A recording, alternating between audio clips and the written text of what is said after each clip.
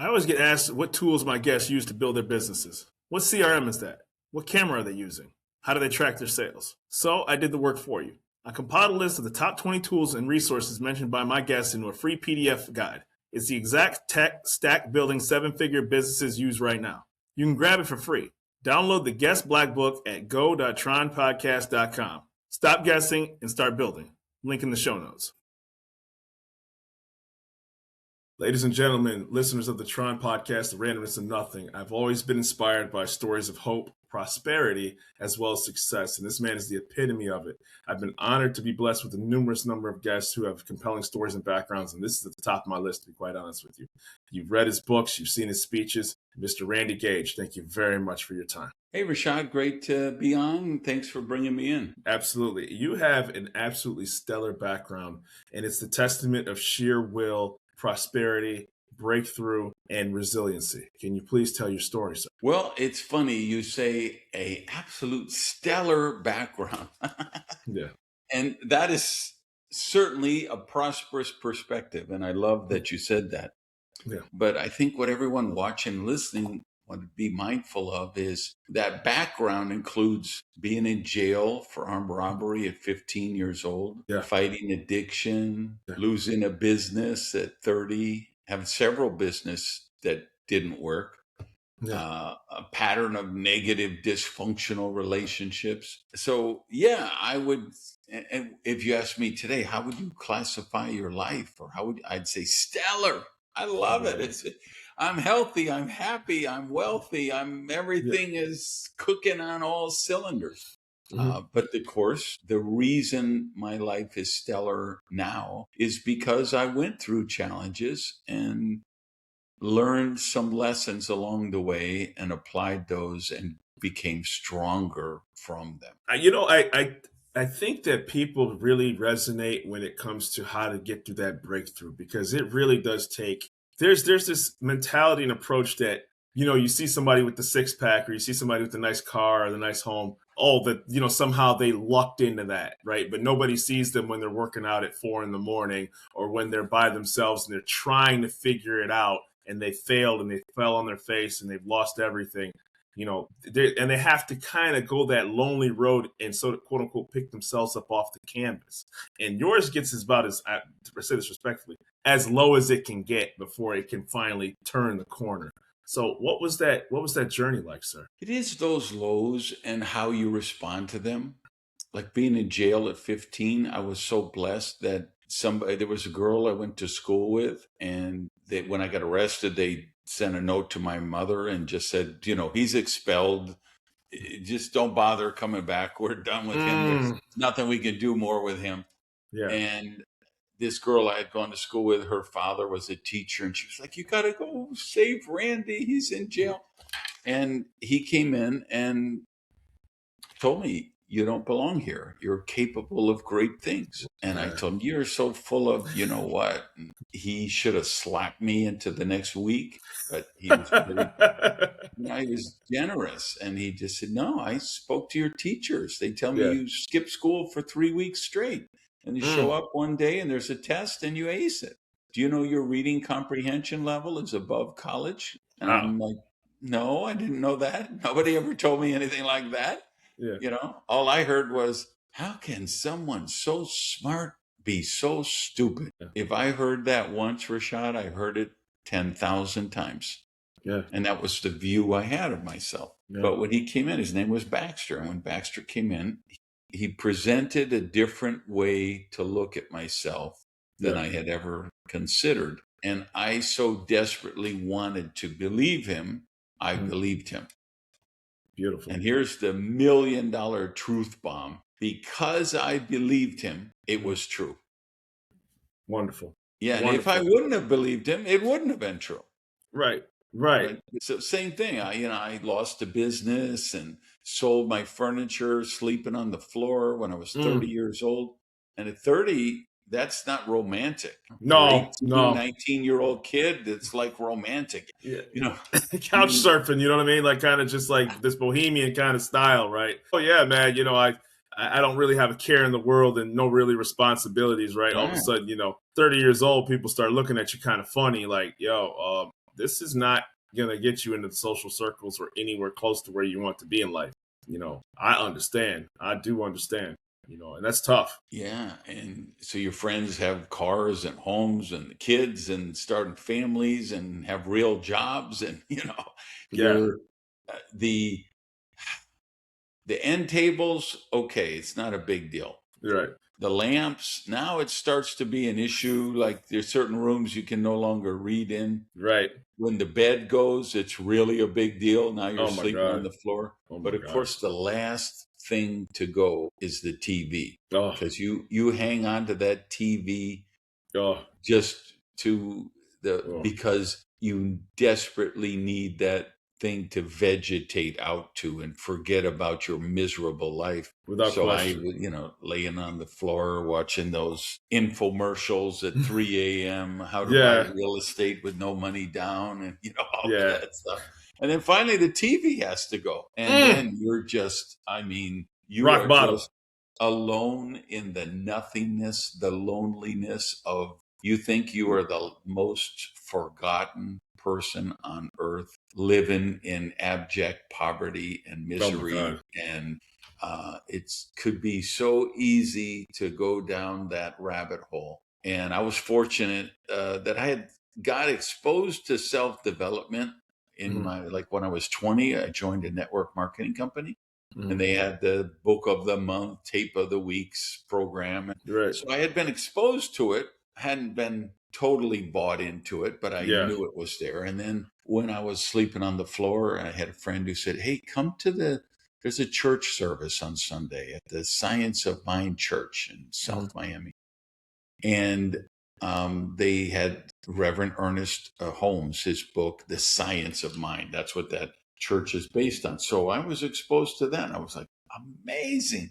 And I have nothing else to do. I'm just looking for Right. jobs every day, right? So I'm spending hours on self development.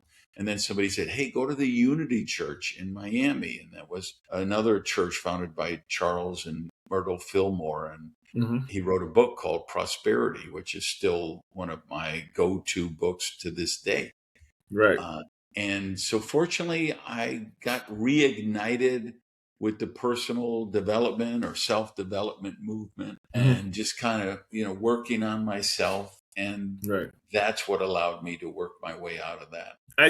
What I think has happened is that people, especially in the social media digital airspace, have thought that there's sort of what I would like to say fast food ways to be successful, right? So they think that they can somehow TV dinner it. It'll be ready in 5 or 6 minutes and everything's going to take care of itself. That's really not the case. Even like when I've started this podcast, right? It's taken hundreds of episodes and hundreds of guests to build any sort of level of momentum. And it's not easy. So anybody who's listening, who's trying to build something that's lasting, that has some measure of success, do two things that I've learned. Don't compare yourself to somebody else who's extremely successful. And number two, it is going to take a lot of work when you don't want to do it, right? When it's tiring, when you would like to have something else to do, when you deserve a break, so to speak, right? No, not if you want, not if it's all on you and you want to get something made and done. 100%. I have a prosperity mentoring mastermind kind of program. It's called Breakthrough You. Mm-hmm. And it kind of lasers in more on entrepreneurs, because I believe entrepreneurship is a better path to prosperity than being an employee, Mm-hmm. which isn't to say you can't create prosperity as an employee. You can. I just Mm-hmm. do think it's a little easier as an entrepreneur. But the thing I'm teaching there and the thing I'm trying to get across in my latest books are your operating system. Mm-hmm. That if you, because like you say, they're looking for the hack, 5 hacks to be a millionaire in 30 days. I'm sorry, that doesn't exist. Or they're Mm-hmm. looking for the one quick silver bullet technique. So, Right. okay, I was watching Joe Rogan and he says you have to do a cold plunge every day. So I'm going to do a cold plunge every day. Right. Okay, great. I was watching Tim Ferriss, and he says Yeah. you got to go to the sauna 5 times a week after you work out. And okay, Right. great. But if you just take a new habit and you bolt it onto the old you, it Exactly. won't have lasting effects. We have to, I literally term it label it, describe it, build it as an operating system. So when Mm-hmm. somebody joins my Breakthrough You program, I'm working with them to rewire their brain, to Right. rewire new neural pathways, to look at themselves and look at the world in a different way, because you've Yeah. got to create that new functional the new you. You have Absolutely. to, everything comes down to transformation. Yes. That whole program, transformation. When I'm writing a book, every book I write is about some kind of transformation that we want to make. It's amazing too, because at the end of the day, you'll start to. I've said this on other shows. If you tell 10 people that you're working on something, or they say, "Hey, man, I saw that," if you get in that conversation, 9 of them will pat you on the back, like, "Man, good for you." That one person who really actually does something will say, "Okay, well, I want details on what you're doing because what you sound like is interesting." And if you start hemming and hawing and umming and start saying, "Well, I am working on it, but I don't have anything," man, they're going to find out real quick. And you'll learn that there are people out there that will tell you in 10 seconds, show me what you're doing. Pull it up on your phone, show me the device, the product you're creating. Not everybody's just going to say, "Oh, that's really great, Rashad. You have a show. Congratulations for you." They're going to say, "Pull it up on YouTube and, put up or shut up," for so to speak, and you better be ready to have those tough conversations, because if you're not doing that, you're lying to yourself, and it's easy to lie to yourself. Yeah, because unfortunately, what happens a lot of time is their reaction is, "Oh, what a jerk Jimmy is. He's that, those other Yes. 9 people, Yes. they love me. Those are Yes. my true friends." Yes. No, those are the 9 people who pandered to you and Yep. told you what you wanted to hear. Those are Without not your question. true friends. Your Right. true friend was Jimmy, who said, "Hey, now keep in mind, we also have to deal with the reality of the world today. It's filled with trolls and haters and people with low self-esteem, Mm-hmm. and they need to tear you down to make themselves feel okay." So you got to factor that in. And then you have to say, okay, who do I allow to speak into my life? Exactly. And do they have my highest good in mind? Right. Or are they letting their petty jealousy impact the feedback they're giving me? And so we got to be really discerning. Discernment is a superpower, right? Yes. Discernment is where the nuance is. So when we have the discernment, like when I write a book, I just sent book number 16 to my publisher, right? I have a circle of like 8 people that I send a book to before it goes to my editor. Mm-hmm. Hey, here's the book, rough draft. Will you look it through? Will you give me some feedback? Because they're all authors. They're all critical thinkers. Mm-hmm. They're all people who want my highest good. They're Right. not jealous of me. We mastermind together. I revel in their success. They revel in my success. So when I get feedback from them, so when It's honest. Alan Weiss will send me back, "Randy, I think you're being a tad self-indulgent here." Or, Bob Berg tells me, "Hey, I love you, Gage, but I don't understand what you're trying to say here. Yeah. Yeah. Can you, Yeah. can you clean this up a little so I know Yeah. better?" That's real feedback. And that's what makes a book or whatever you take to them so much better, because Absolutely. you're getting input from people who actually have domain expertise in the Mm-hmm. area. They're critical thinkers and they want the highest good for you. Right. I think, and it, I do martial arts, right? And I think, and I'll just say this, kind of explicit on the show. Don't run away from a pure, unadulterated beatdown, because once that happens, then you sit back and you can do 2 things. A lot of people say they like to start martial arts. They go to the first session, they got the crispy new little, form on, and then a week later, after they got dusted, they're gone. Right. It's a testament and to somebody's character that they keep coming back, that they've gotten better. You see, they've lost weight, right? And then next, the person that was getting manhandled 2, 3 years later, even 6 months later, they're doing that to the other person, that was doing it, or they're hanging with them, or it's not as easy to defeat them. I've been choked out. I've been blasted in the face. I will not train with anybody who says that neither has happened to them. It's not even in the stratosphere that it can't happen to you. So that's my little nugget of truth. in that particular realm of space. I had some friends who were like mega foster parents. They would foster the kids Oh, that the system just couldn't handle. They'd mhm. been incested by their Oh parents. my They gosh. had seen one parent kill another Oh one. my gosh. Their parents were, drug addicts, and they had been homeless on the street. And they'd do like Mm, 10 at a time. And wow. so I kind of adopted their adopted kids, like Hmm. that, how could I help? Because I met them. They came to one of my seminars originally, and we Right. became friends. And then that was one of the ways that I supported them was I gave them scholarships to martial arts training in their Beautiful. area. Because Beautiful. I'm a big believer in martial arts. I Yeah. studied Kung Fu, Yeah. and just the mental discipline that you learn in martial arts Oh my is gosh. so helpful for life. It really is. And in any style, I tell anybody, just have something, right? Because it's you can leave all your troubles at the door once you're training. So I Yeah. certainly want to get into your motivational speaking background. You're an author of 15 books, and you have your own Prosperity University as well as your own YouTube channel. Can you talk specifically about those endeavors? I found my mission. My Hmm. mission is to make the world more prosperous. And I know Right. that sounds grandiose. I don't care. Yeah. That's my mission. And I believe that the way we do that is we make people more prosperous. Right. We're not going to do it with United Nations proclamations. We're not going to do it with entitlement programs. We're going to do it by changing the consciousness of people in impoverished places. We have to blow up poverty consciousness, and we Mhm. have to replace it with prosperity consciousness. Right. So, my books, my blog, my podcast, my entrepreneur, my Breakthrough You Accelerator program, they're all geared with that in mind. And I I came to the decision like, I'm just going to make the world more prosperous, and I'm not going to look at the business model per Yeah. se.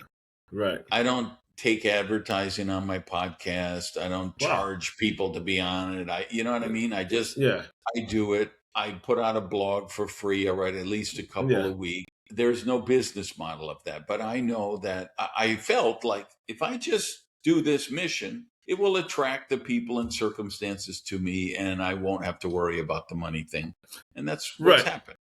I think that's a wonderful thing because it's almost like I'm giving you all this access, for this information, and then it ultimately it will pay off for me because you're not a pauper, right? You're not living under the Bodhi tree, and I mean, let's be honest with you, there by giving this access to people, you're genuinely helping people from a pure place. It's like, listen, this happened to me. I went through these circumstances and I come from a similar place. The difference is my mental state changed and I was able to get through those situations because, there are so many people who don't make that pivot. Yeah, and the what it works out to is people they pay for access. The Yes. Like my coaching program, I have three levels. There's a Right. $77 a month one for people who Mm-hmm. really they're in debt, credit card debt, they're upside down in their car, things aren't Mm-hmm. working. It's okay, Right. start with that.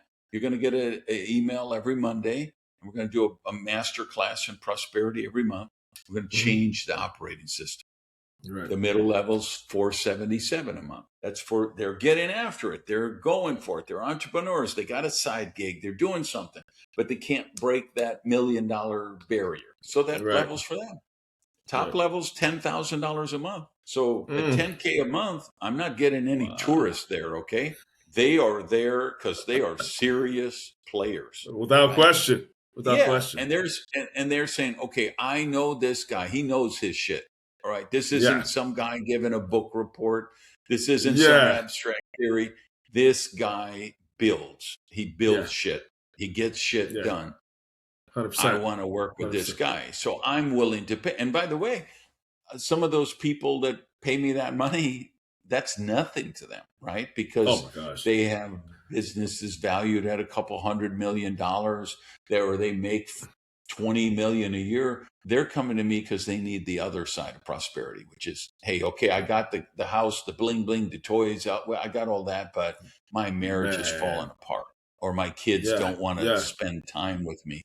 or I'm Yeah. 2 cheeseburgers away from a heart attack, right? So because I'm teaching, and by the way, here's a free resource for everybody listening or watching. This is my whole philosophy is based on this. It's a PDF. If you go to randygage.com, right on the homepage, you'll see the 7 elements of an abundant life. Just download that and read it. I saw that. That's I saw that. the holistic part of prosperity, because money and material things are part of the equation, but they're just part. So I think there's 7 elements really. And so I'm offering that again, that's just a free resource that I believe if we get that consciousness out to the world will be a better place. Yeah, I think that sometimes people need to stop, demonizing, success, when it comes to, it's okay to be a little greedy to get, to that place. And more importantly is that when you start talking to the people that have made it, your mind shifts, right? Because, I've been fortunate enough to be on this podcast to talk to hundreds of entrepreneurs. And I say this, I never, until I made this show, I never would have had an opportunity to have my mind change about, don't confuse a habit for hard work, right? So there's a difference between the two. So you can certainly have a habit, but you may not be working hard. And so now your mind shifts is that what's the next thing? How do I be more prepared for the next interview? Like with this show, it's like, okay, now you start looking at how to get evolution for it. Like I've been fortunate enough when my guests have scaled, right? Because I'm like, something's working. I'll never say I'm great, but you understand how serious it is when I get a guest like you. And I'm like, okay, well, Randy Gage obviously saw something about this that I'm doing something correct. So that means I better be on my A game because what could happen next could be better for me. And it's always chasing the next thing. You should never be satisfied. And that's how the Bill Gates of the world, that's how the Jeff Bezoses of the world, they don't get satisfied. There's a concept I write about in a couple of my books called divine discontent. And what I mean by that is we're able to live in gratitude. We can appreciate what I live in a beautiful penthouse. I'm on an island between Miami and Miami Beach. I got waterfront view all around me. I work from home. I drive my dream cars. I travel around the world. I can be very appreciative in total gratitude for that, and still know I can do, have, and become more. Absolutely. And I believe that's if you want to call it God, universe, whatever label you want to use, the labels don't matter to me, but I believe that's a power greater than ourselves, just kind of knocking on the door saying, hey, Rashad, you're doing good, but you could be doing higher. You could become more. And that's really, life has to be about transformation. Because if not, stasis equals death. We always want to be transforming to the highest possible version of ourselves. And I'll just leave it with this because obviously I know your time is valuable. If people think that doesn't apply, ask Blockbuster or Radio Shack what it was like when you didn't evolve, right? That's just the honest to goodness truth. So if you think that, being happy with, being the market leader or being happy and content, that's a very small time because look at what Netflix did to disrupt the movie industry, right? You have to keep evolving because people's tastes change. Something's coming along. There's that hungry guy or team right now in a garage or a basement that is bringing the best new product to market and is going to take your lunch if you keep thinking exactly the same way. Amen to that. Oh my gosh. So I certainly, you don't need me to answer, to find out where you are, but I always like to ask guests this for the purpose of the show. Where can people find Randy Gage? Yeah, so randygage.com that's my Starfleet Command website. Podcast is there, blog is there, coaching program is there, all the stuff. So that's the best place because I'm really not on social media. The team will post like when I have a new seminar or whatever, but I'm really, I've cleansed my mind of that detoxing. I've detoxed from that negative programming. So the website, blog, newsletter, that's the best place to define me. The tips for success are certainly at people's fingertips if they want to find out information from you. And you're a living testament of resiliency, personal growth, success, and continued evolution. And I look forward to always seeing the next chapter of that from you. So thank you for your time, Randy Gage. Thank you, everybody. Peace. Peace out. That was fun, sir. Thank you.